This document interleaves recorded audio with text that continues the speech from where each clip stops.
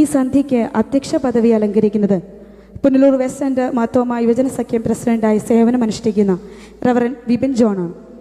വളർന്നു വരുന്ന യുവതലമുറയെ ദൈവാശ്രയത്തിലേക്ക് അടുപ്പിക്കുവാൻ അച്ഛൻ്റെ പ്രവർത്തന മേഖലയിലൂടെ സാധിക്കുന്നു. അധ്യക്ഷ പ്രസംഗത്തിനായി വിപിൻ ജോൺ അച്ഛനെ ഏറ്റവും സ്നേഹത്തോടും ബഹുമാനത്തോടും കൂടി ക്ഷണിക്കുന്നു.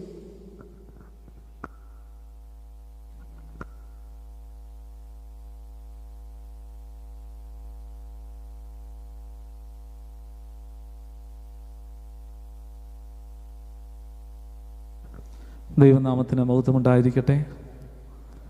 ഏറ്റവും ബഹുമാനപ്പെട്ട അച്ഛന്മാരെ, കൊച്ചമ്മമാരെ, ഭദ്രാസനത്തിലും സെൻട്രലും പ്രവർത്തിക്കുന്നതായ യുവജന സഖ്യം ഭാരവാഹികളെ, എൻ്റെ ഏറ്റവും സ്നേഹം നിറഞ്ഞ മാതാപിതാക്കളെ, കുഞ്ഞുങ്ങളെ, യുവജനങ്ങളെ, നമുക്ക് ഒരുമിച്ച് പുനലൂർ വെസ്റ്റ് സെൻട്രൽ മാർത്തോമാ യുവജന സഖ്യത്തിൻ്റെ നേതൃത്വത്തിലുള്ള ഈ ക്രിസ്മസ് ഗാനസന്ധിയിലേക്ക് കടന്നു വരുവാൻ സാധിച്ച വലിയ കൃപകൾക്കായിട്ട് ദൈവസന്നിധിയിൽ സ്തോത്രം ചെയ്യും. ഞാൻ ചുരുങ്ങിയ വാക്കുകളിൽ ചില കാര്യങ്ങൾ ഓർമ്മിപ്പിച്ച് നിർത്തുവാനായിട്ട് ആഗ്രഹിക്കുന്നു. പ്രത്യേകിച്ച് യുവജനങ്ങളുടെ ഒരു ഇഷ്ടപ്രകാരവും താല്പര്യപ്രകാരവും ക്രമീകരിച്ചതായ ഒരു പ്രോഗ്രാമാകുന്നു ഇത്.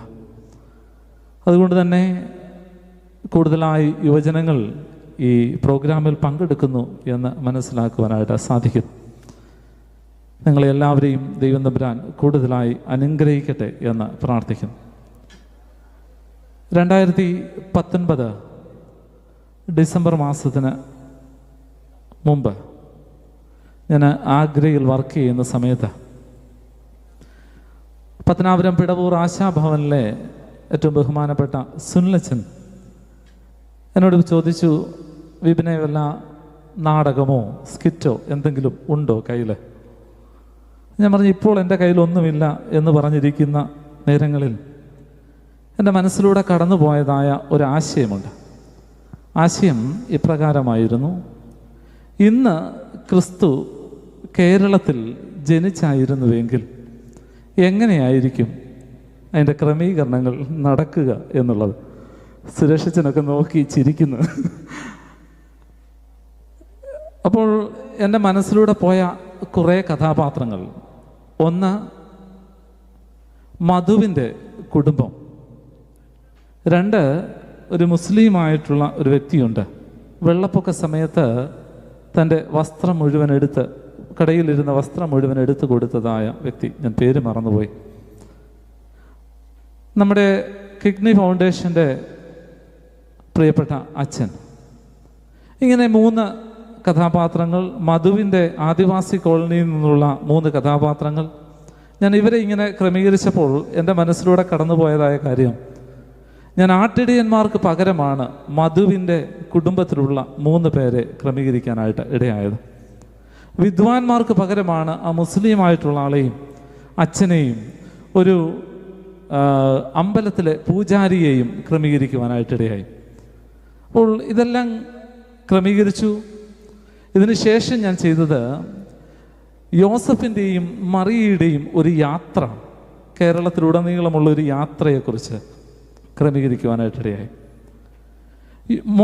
യോസഫിൻ്റെയും മറിയയുടെയും വിളിക്ക് ശേഷം യോസഫും മറിയയും കൂടെ യാത്ര ചെയ്ത് കേരളത്തിൻ്റെ അങ്ങോളം ഇങ്ങോളം യാത്ര ചെയ്യുന്ന സമയത്ത് മറിയയ്ക്ക് പ്രസവ വേദന എടുത്തപ്പോൾ മറിയയെ കിടത്തുവാനായിട്ട് സ്ഥലമില്ല. അങ്ങനെ ഒരു പള്ളിയിൽ ചെന്നു. ആ പള്ളിയിൽ ഒരുപാട് ഡോക്ടർമാരുണ്ട്. ക്രിസ്തുമസിൻ്റെ ആഘോഷം നടക്കുക.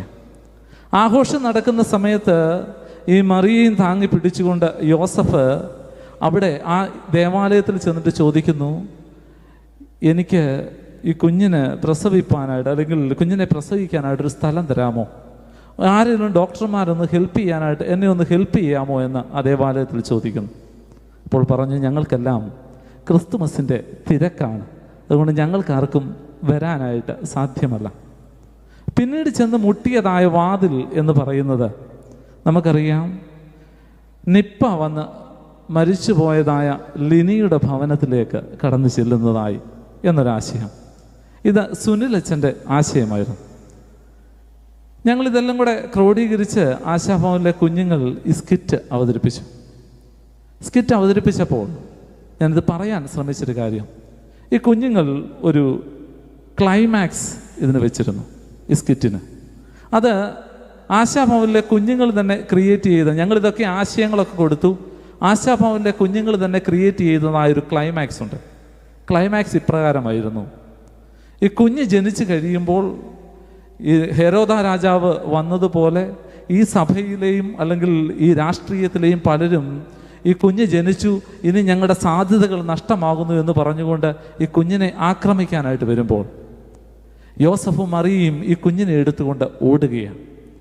ഓടുമ്പോൾ റോഡ് നീളെ സമരങ്ങളും ഹർത്താലുകളും ഒക്കെ നടക്കുകയാണ്. അപ്പോൾ യോസഫ് ചോദിക്കുന്നൊരു ചോദ്യമുണ്ട്. അതൊരു ഹാൻഡിക്യാപ്ഡായിട്ടുള്ളൊരു കുഞ്ഞ് ഇത് അവതരിപ്പിച്ചത്. ഈ കുഞ്ഞ് ചോദിക്കുന്നൊരു ചോദ്യമുണ്ട്, 2 കൈ നീട്ടി ചോദിക്കുന്നൊരു ചോദ്യമുണ്ട്: ഇനി ഞങ്ങൾ എങ്ങോട്ട് ഓടും?